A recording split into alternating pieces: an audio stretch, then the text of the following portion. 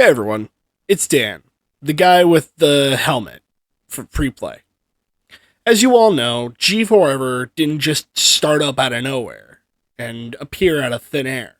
It was a long project that was supposed to be made a few months after the announcement of G4 shutting down again, but then I kept pushing it aside further and further and further until I finally got off my ass and did it, starting with a review of Postal REDUX.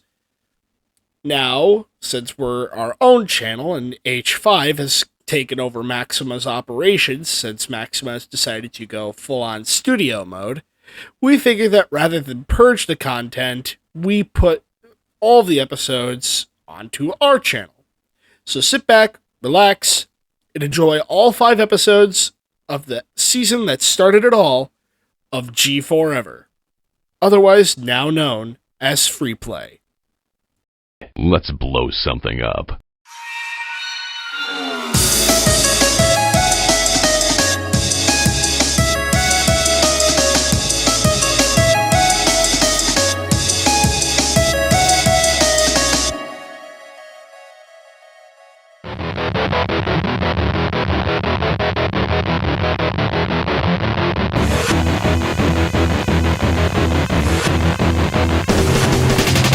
In 1997, Running with Scissors, an independent group at the time, would team up with Ripcord Interactive to release their first ever title.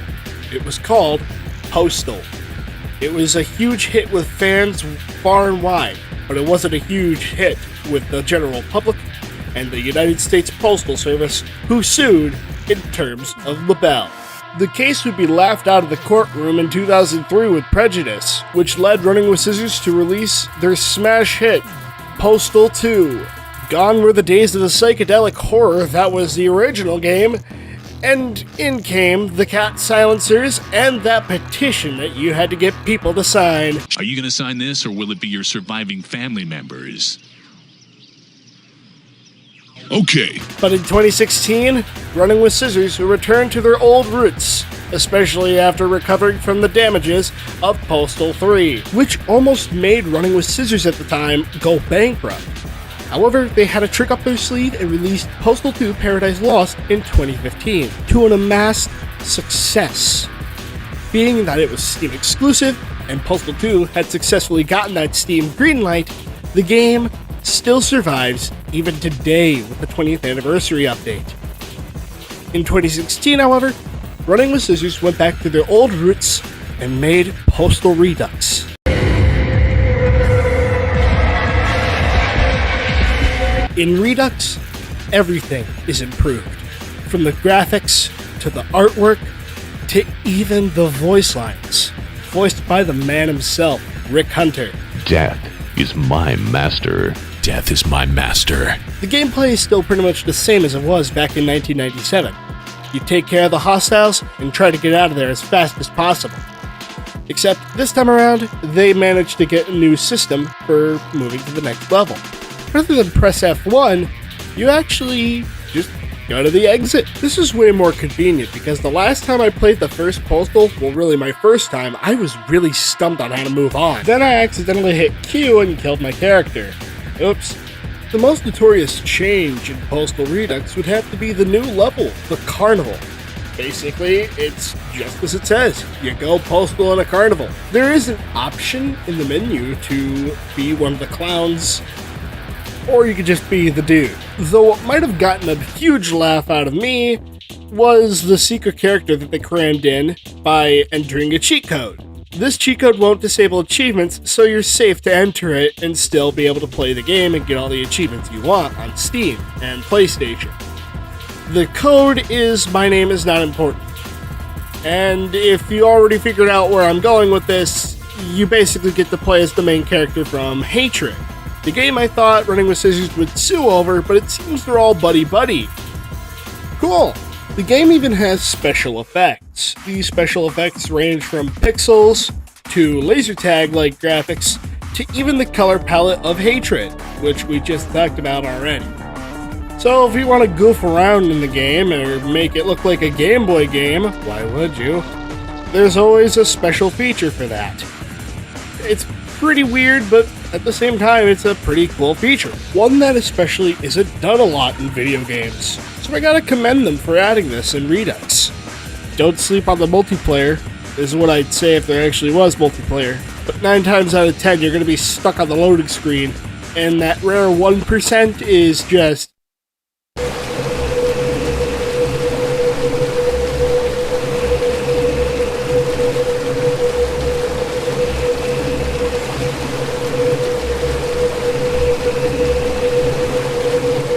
that.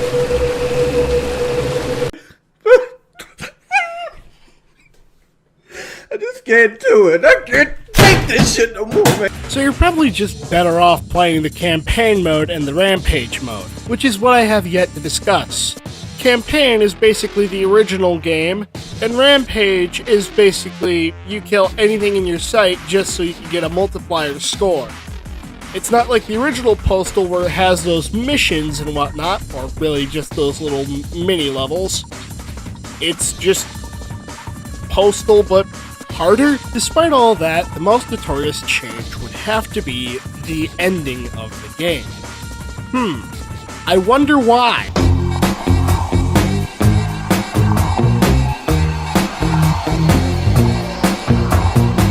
Thankfully, to the collective sigh of relief of everyone, the Postal Dude does not kill any kids at this cutscene in the 97 cut.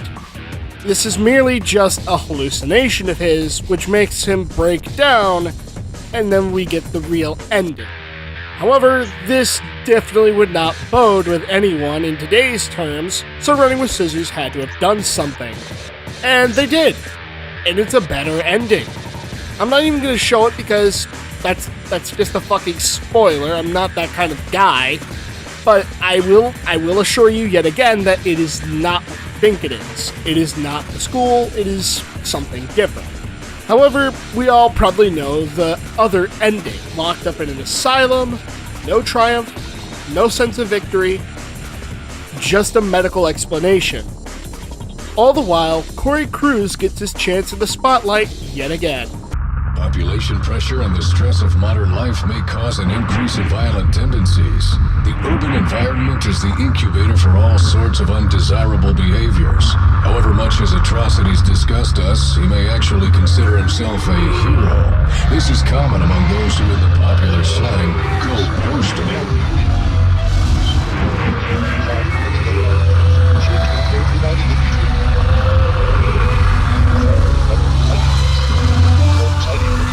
Tortured mind, he may feel that he's battling against impossible odds. It is not unusual for such individuals to believe that the entire fate of the world rests with them. In the end, our subject has displayed all the classic symptoms of paranoid delusions. We may never know exactly what set him off, but rest assured, we will have plenty of time to study him. And after the disaster that was Postal 3, personally, I think Corey deserves an encore like this. Overall, the game is pretty okay. It's got its flaws, but it's still a pretty solid game. We give Postal Redux for PS4, Nintendo Switch, and PC 7.5 out of 10. This is what happens to a man when you don't sign his petition. Late.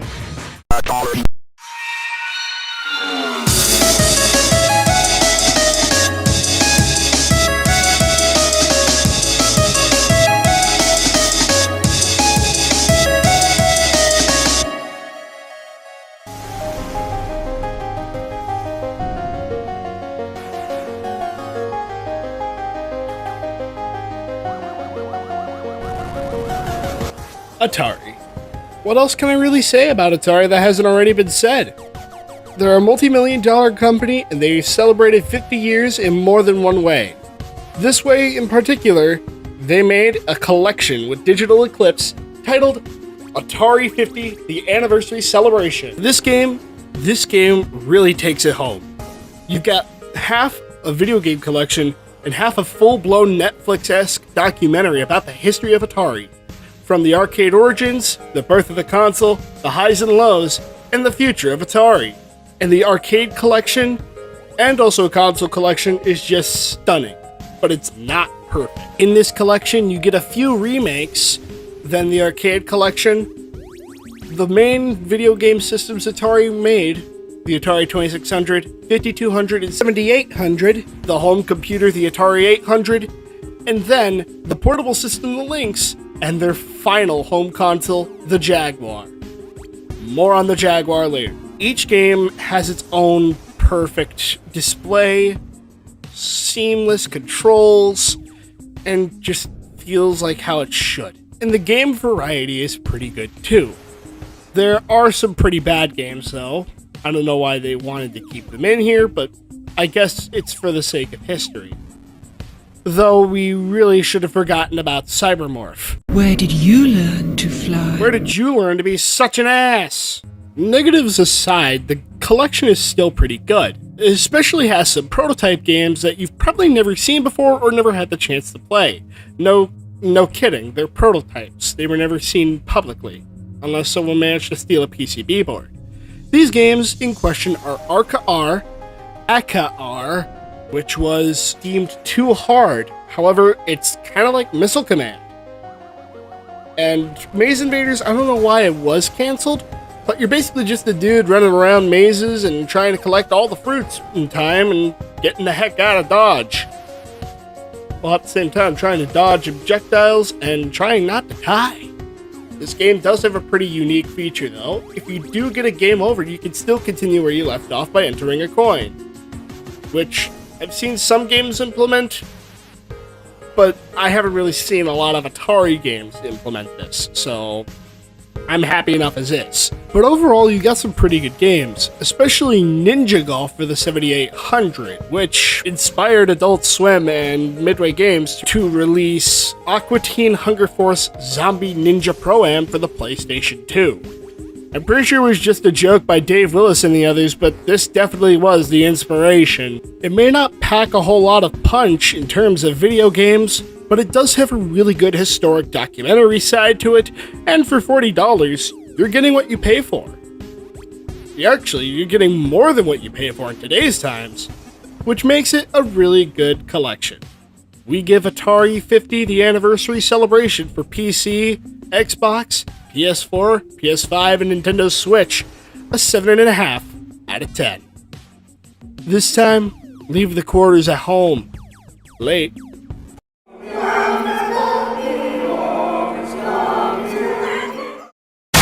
It's Steam sale time, motherfucker! No! Steam, don't do it! Ah! So it appears I've been robbed today.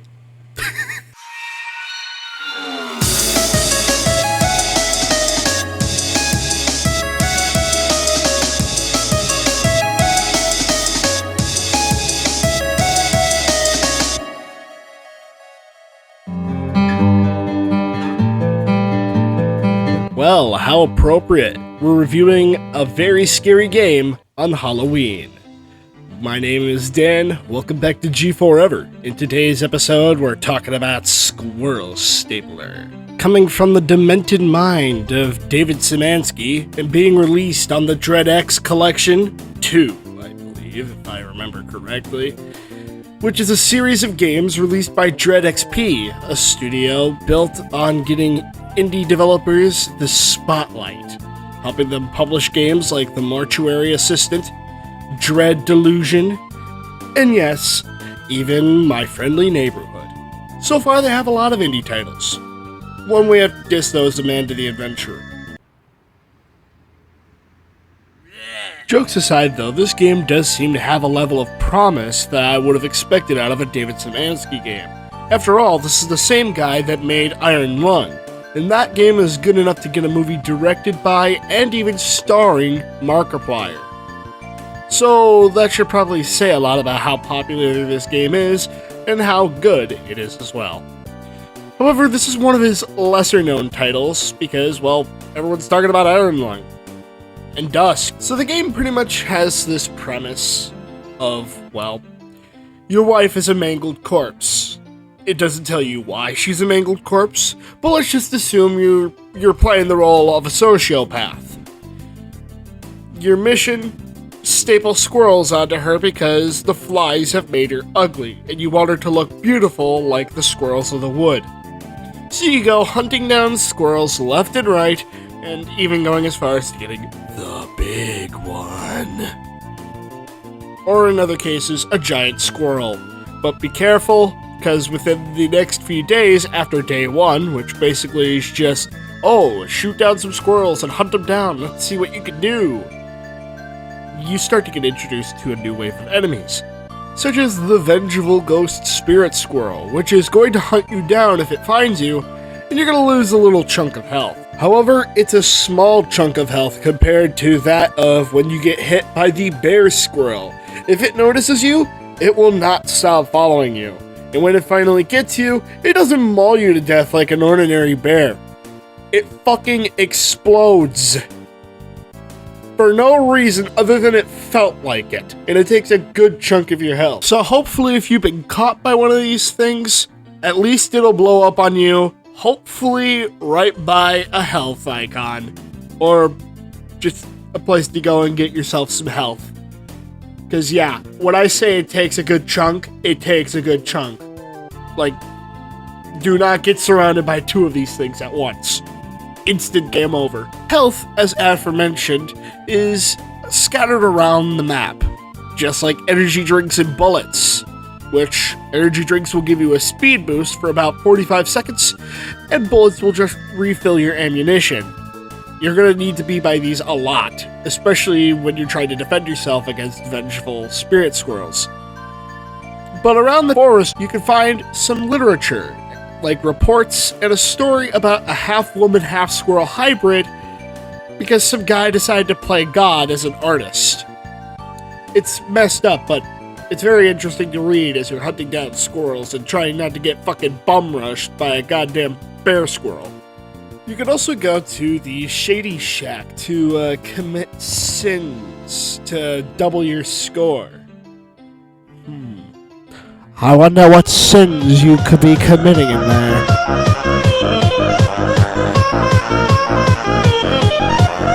So I've been doing a little bit of research, more so I've been reading the comments on how to commit sins at the Shady Shack in Squirrel Stapler, and people have been asking what are the sins committed. People have been saying, oh, eating a Kit Kat bar like normal chocolate, or tax fraud, but now people are saying that the main character finds squirrels attractive, stapling the squirrels onto his wife. The wife says to stop, but he continues to do it anyway. There are moans in the cabin. This game is about squirrels and sins. Oh, that's both necrophilia and zoophilia in my horror game. Okay, I'm killing myself.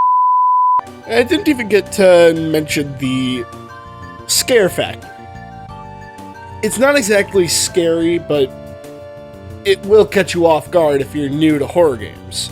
Don't believe me? Have some clips of Joel getting scared by your wife showing up behind you. Oh, I got you anyway. Oh, that was a giant one. Hey, we're kicking ass, everybody. 2 more. Oh! Holy shit! Fuck! What the?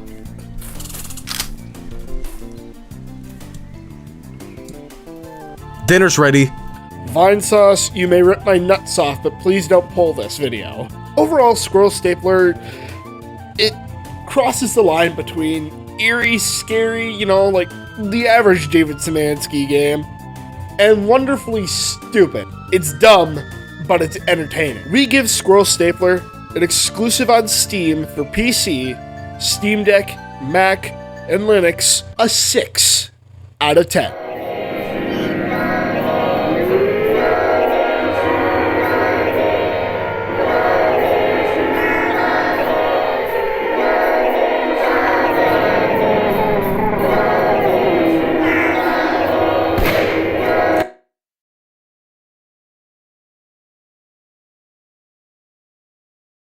Respect the squirrels.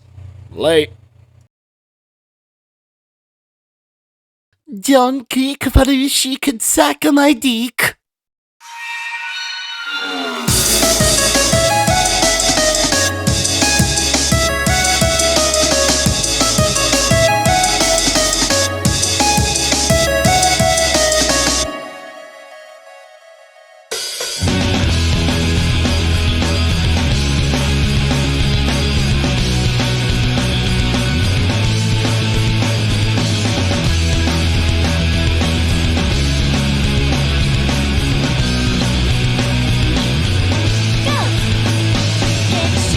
It was only a matter of time before we decided to cover retro games, but here we are. Let's make the most of it. My name is Dan, welcome to G4 River. Today we're talking about Go Go HYPERGRIND, one of few hidden gems made by Atlas for the Nintendo GameCube. The next one being Cubiform. We don't talk about Cubiform. I just want to mention that eBay kind of sucks. I mean, just look at the prices. I was trying to find a game physically so I wouldn't have to go to less legal means and get myself arrested for this fucking episode, but why? Oh.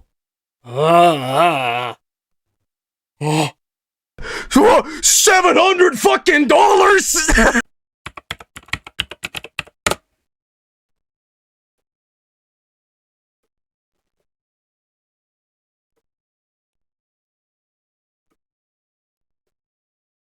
These guys are fucking heroes. Committing acts of digital piracy to piss off Nintendo bros aside, this game's actually pretty solid. It's something I haven't really played before. The whole plot is that a cartoon studio is making a whole new cartoon about skateboarding in order to get with the masses and make kids watch cartoons. However, the only problem is they don't have a main character. So now a bunch of toons in the town of Toon City are fighting for that role of main character. And how do they do it? By impressing the studio. What studio in question? You might not like the answer.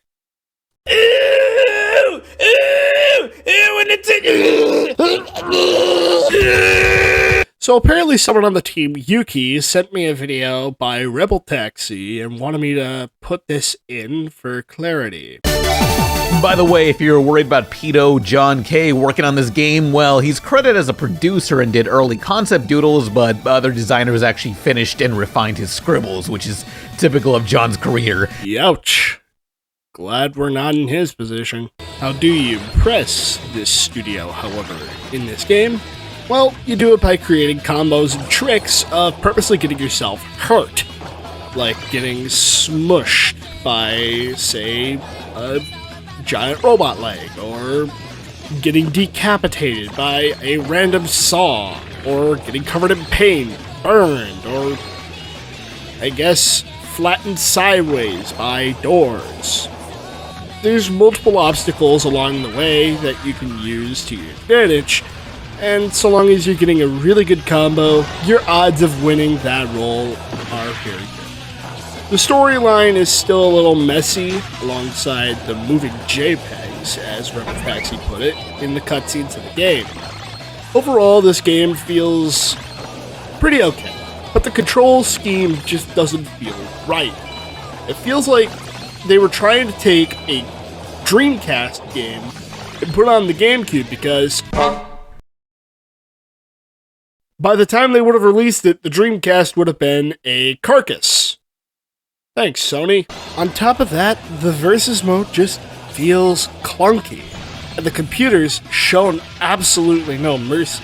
Overall, the game is cool and all in terms of art style, and may we take a moment to give some examples of music?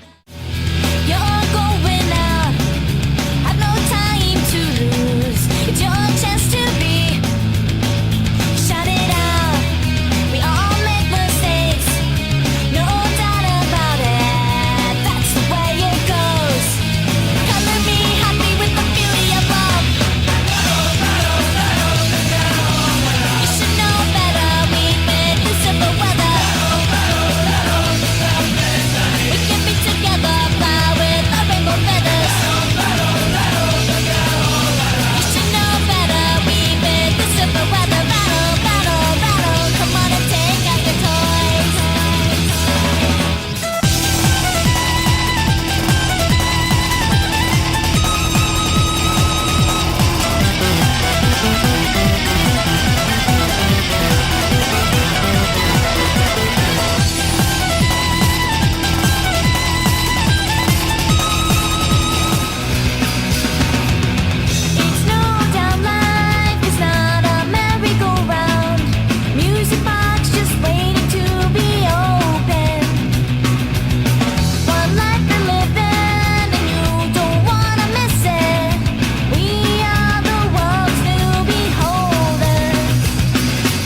Overall, this game has an amazing soundtrack, and it seemed like a really good idea on paper, but it should have been done a whole lot better.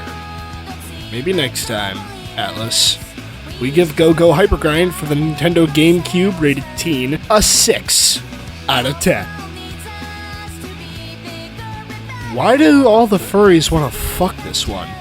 Like, and, between you and me, I think Yuki has a fucking crush on that one. I heard that. Oh shit, he heard me. Shebang, bitches! JETIX'S!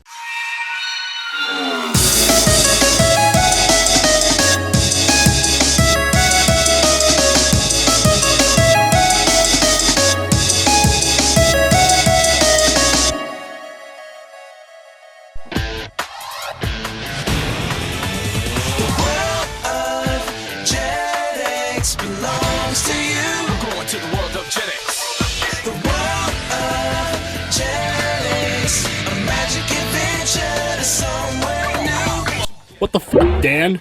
Covering a TV network instead of a video game? I thought this was G4.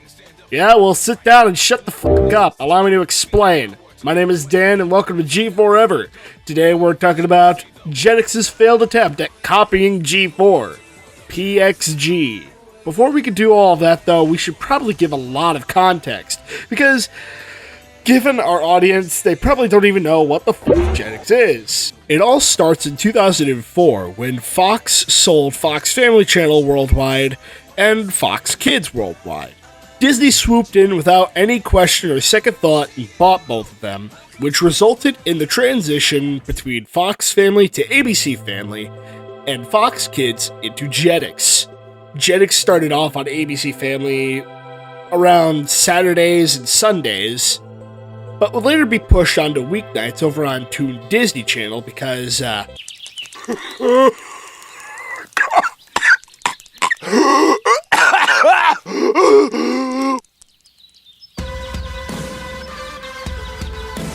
yeah, they weren't doing so hot. However, JETIX'S would continue to fight the good fight for a few years, between 2005 all the way to 2009. Last instance in 2010, after corporate management at Disney decided to buy out the rest of JETIX'S stock from around the world and turn it globally into Disney XD, otherwise known as the television's version of the PS3.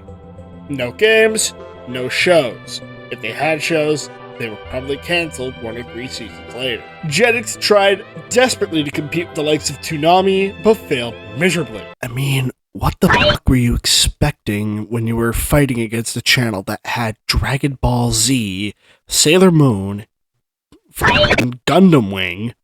Like, you were expecting to win? You had Digimon. Like, come on.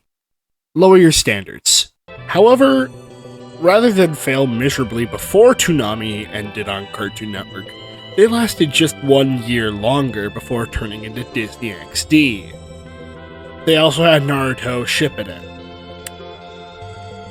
Glad to see the curse was spreading outside of Cartoon Network's reach. However, the overall history of JETIX'S in the US does not matter. PXG actually aired in all of Europe, the UK included. And if there's someone I know out there that knows a lot more about the UK version of JETIX'S, it's probably this guy, Alan Pussy, who created IOX. He probably knows a lot more about JETIX'S than I do, because all I know is that it's more than a network over there. I'm gonna let him do the rest of the talking for this part. Take it away, Alan. JETIX'S was a lot more than just some cable channel on ye olde Telewest and some satellite channel on Sky. It felt more like a brand built for those wanting to be adventurous, and given the many past attempts at making anime networks, well, failing, JETIX'S was a surprising one that stuck around a bit longer. JETIX'S was essentially a somewhat moderately sized fourth titan to the already established Cartoon Network, Nickelodeon, and Disney Channel, even if the latter owned JETIX'S, but that's beside the point. Point is, JETIX'S was willing to experiment. It had a magazine, it had strong international appeal, and it even made a gaming show? Hey, why does this one look so familiar?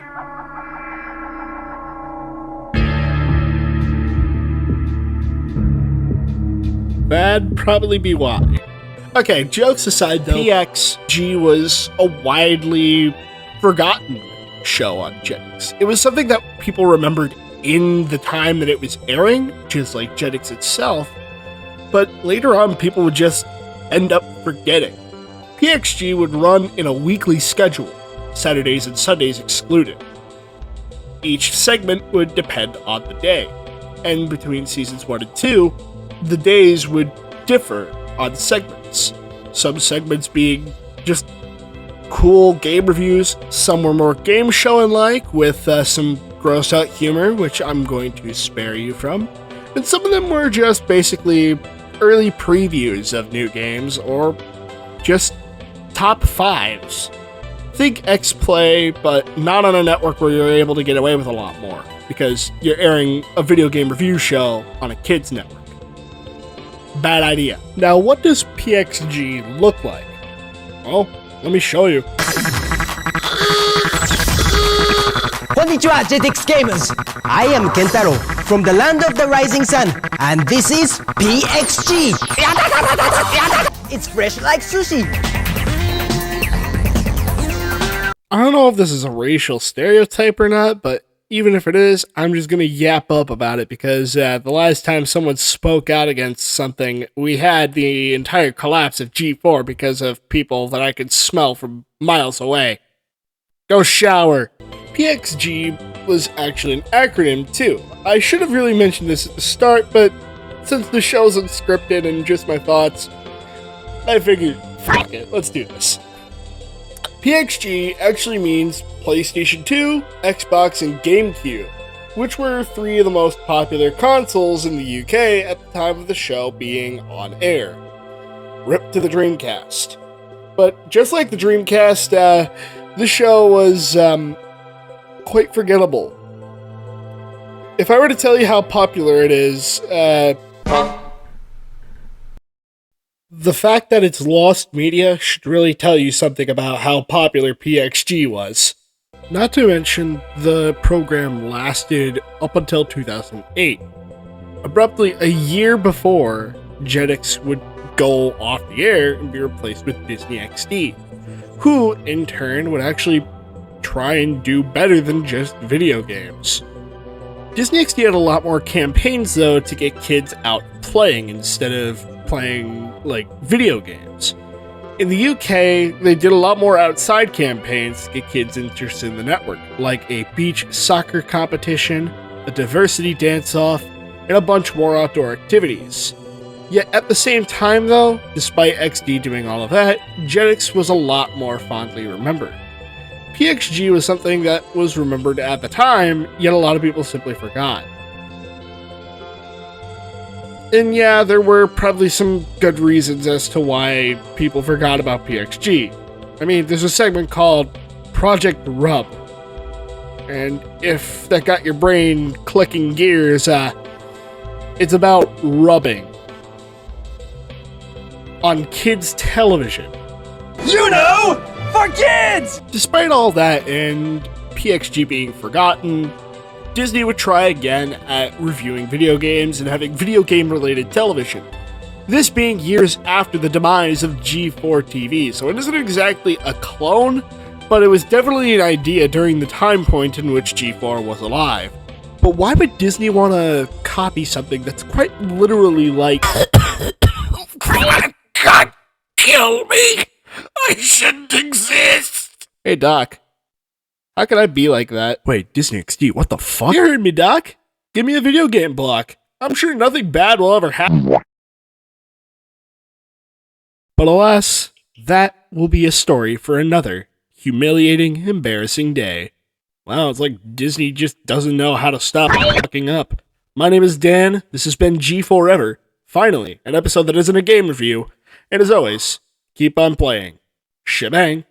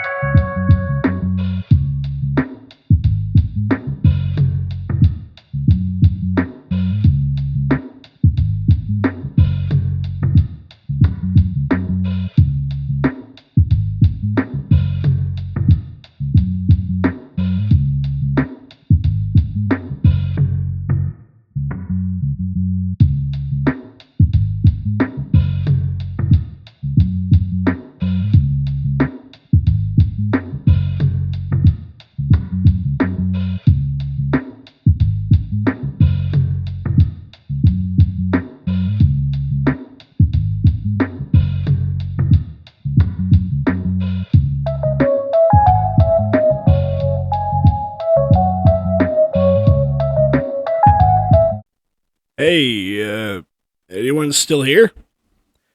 Might as well drop these two things as a little reward for sticking around. I was originally going to do Postal 3 as a review for the show as a bet from someone, but never got around to it.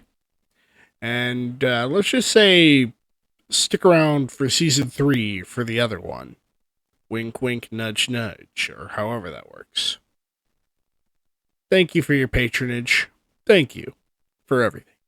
See you in Season 3, friends.